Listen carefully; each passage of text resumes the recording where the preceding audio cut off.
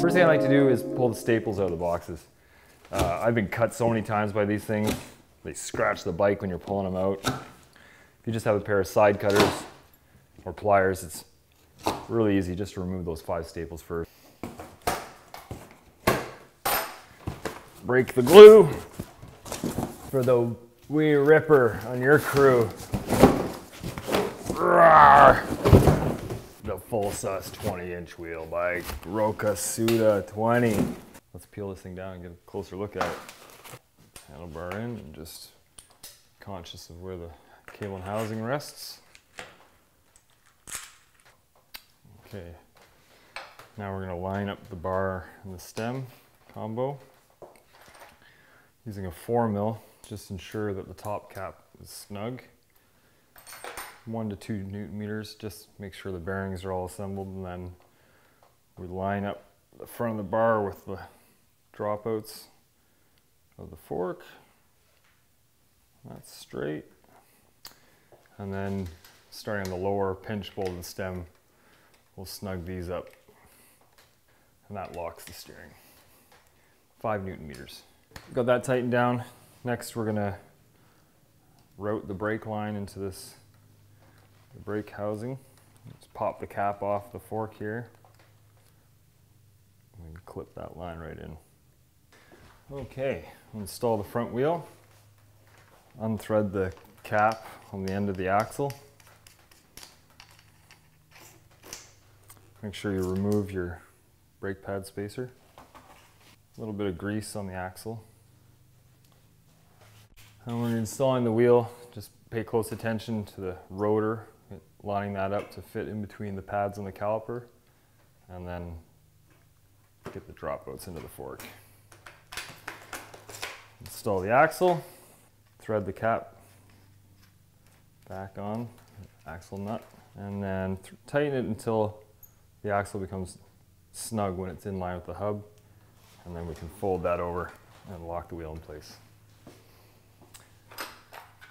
We'll adjust the brake while we're here, loosening off the pinch bolts or the mounting bolts on the caliper. Give the wheel a spin, pull the brake and hold, and then just snug those 5mm mount bolts on the caliper back up. From there, you can adjust to get rid of any unwanted drag. Left and right specific, it's marked on the end of the spindle.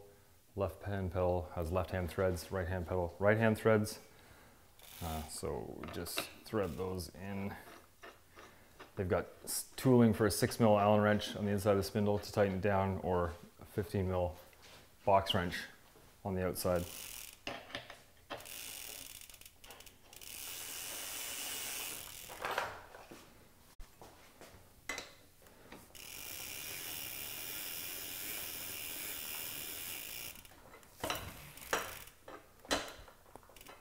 I'll adjust the rear brake. Now we have some pedals on there to work with. Loosen the caliper bolts.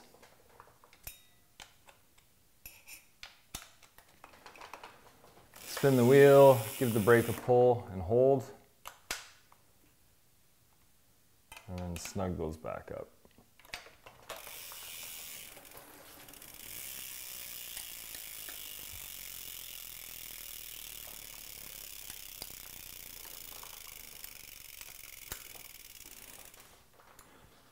Excellent. And then check the shifting.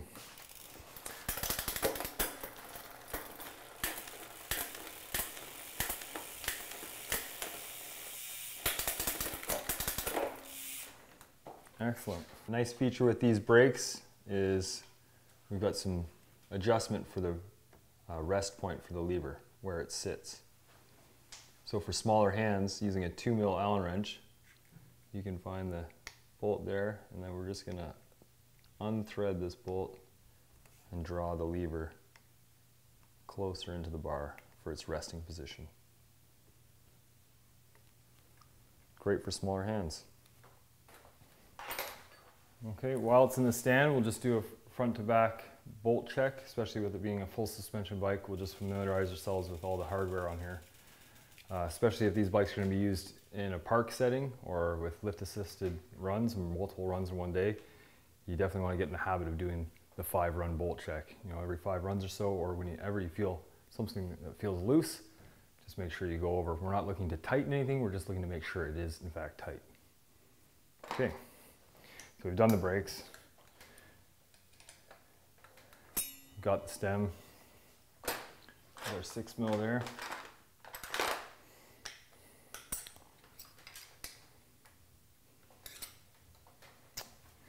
And we want to work our way back through these bolts here. So 5mm on the front shock hardware, 6mm on the rear, snug 6mm on the pivot hardware, 5 on the lower, 5 on the horse. Anytime you have a clutch derailleur, you want to keep an eye on the mounting bolt. A quick snug on the Syntace hanger bolt there. The rear axle, the Syntace axle is 5mm tooled axle, so we want to make sure that's snug. We've done the brakes. Those are tight. Other horsed link. And here. And then we've got the 4mm. We can check the crank pinch bolts. Make sure those are 12 to 14 Newton meters. It's got a 5mm top cap, but with using 1 to 2 Newton meters to set the bearing tension. The 4mm pinch bolts lock the system in place. Great. Just going to take a moment to talk about the rear shock on these Rokkusutas, the 20 and the 24. As a general rule of thumb, you want 25% sag when your child's sitting on the bike loaded in a rider position. So this distance here, we cut in half, is 50%, and this O-ring will move here again to 25%. So you'd want this shock to actuate 25% of its travel when your child's just sitting in a static position on the bike. The way we do that is by adjusting the air pressure. General rule of thumb is that you'd use you know, your child rider weight, say your child's 90 pounds, you'd run 90 PSI. But with this design, that's a good base setting. And then from there, you adjust the air pressure to get you into that 25%. So drop this down to 90. And remove the shock pump, reinstall your dust cap, unless you plan on working on the shock more. And then ensuring that your shock is in the open position. Have the child sit on the bike, and then we're going to measure, slide the O-ring up against here, and then when they step off, we'll just measure where this O-ring rests. And you want somewhere between 25 and 30% sag on the bike. The X-Fusion Velvet RL2 fork, it's got air spring and cartridge damping on the other side. Handy little chart on the lowers here, identifying the base setting for your rider weight. So at a 100-pound rider, we'd be looking at 55 PSI. So you take your high pressure shock pump here, install. This currently has 85 PSI. We're going to bleed out down to 55. That sets our spring. Now to control the spring, we need to use our damper features. The blue dial on top is a lockout switch. Counterclockwise is open. Clockwise to the end of the stop is locked. So we run that open, and then at the bottom we've got our rebound dial. Imagine looking up at the dial, we'd want to decrease the damping for a 100-pound rider and back this pretty much all the way out, maybe a click or two in. And that controls how fast the fork opens again after being compressed. Well, that has it. Put some air in the tires and we'll drop it down and set the saddle level and take this thing out for a burn. Okay, just a note on these Presta valves. They've got the dust cap you remove. When you need to put air in, you have to open the valve core by unthreading the nut, the lock nut at the top, then just depress that, and that just frees up the valve to be able to function when you put your pump on. So you'll need a pump that works with a Rokkusta. Majority of the pumps do. And when you're finished again, thread that locking nut back down and just snug that up, sealing the valve, and reinstall your dust cap. You'll notice this pump here is set up for use with a Schrader valve, but we need it for the Rokkusta. Most pumps are interchangeable or have some sort of, this one we flip the head around and we've got the Rokkusta setting right there.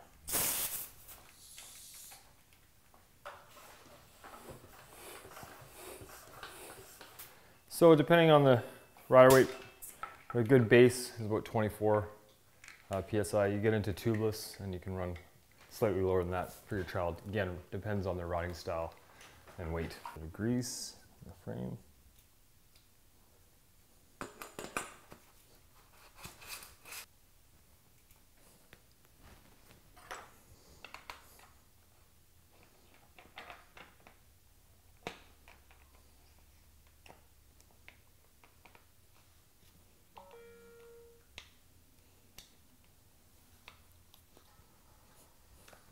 There we have it, Rokkusuta 20, the sickest full suspension kids bike. Highlights on this bike for me, obviously it's aluminum and it's full suspension, it's amazing. 100 mil travel front and rear that you can set to your child's rider weight. 20 inch DH dual ply, dual Kevlar bead to bead wrapping. That's a very strong tire and it's all tubeless ready. The rim and the tire. 4 piston brakes with toolless reach adjust, so excellent stopping power. We've got the Tender Rider ultra low durometer grips for great sweaty palms. They're out there. 130 mil Brood cranks with the Brood 30 tooth narrow wide chainring onto a Type 2.1 clutch rear derailleur, 10 speed, so no need for a chain guide, no slap. Of course, the direct mount saddle with its fore, aft, and angle adjust.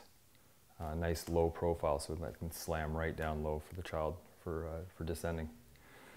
And also with this rear shock, having a pro pedal designed into it so you can lock it out for climbing.